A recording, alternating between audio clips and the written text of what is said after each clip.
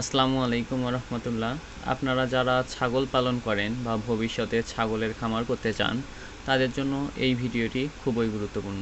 ছাগল পালনের সবচেয়ে বড় খরচগুলোর একটি হলো খাবার, কিন্তু যদি নিজের জমিতে ভালো মানের ঘাস লাগিয়ে নিতে পারেন তাহলে এই খরচ অনেকটাই কমে যাবে।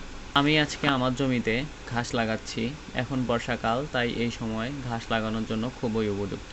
বিশেষ করে উঁচু জমিতে ঘাস লাগালে দ্রুত বৃদ্ধি পায় এবং দীর্ঘদিন কাঁচা ঘাস পাওয়া যায়। অনেক সময় জমিতে আগাছা জন্মে এবং জমি অপব্যবহৃত পড়ে থাকে, কিন্তু সেই একই জমি পরিষ্কার করে যদি আপনি নেপিয়ার বা অন্য উন্নত জাতের ঘাস লাগানো যায়, তাহলে ছাগল পালন অনেক সহজ হয়ে যায়। সবুজ কাঁচা ঘাস ছাগলের জন্য খুবই উপকারী। এতে দানাদার খাদ্যের প্রয়োজন কমে যায়, খাবারের খরচও কমে এবং ছাগলের স্বাস্থ্য ভালো থাকে।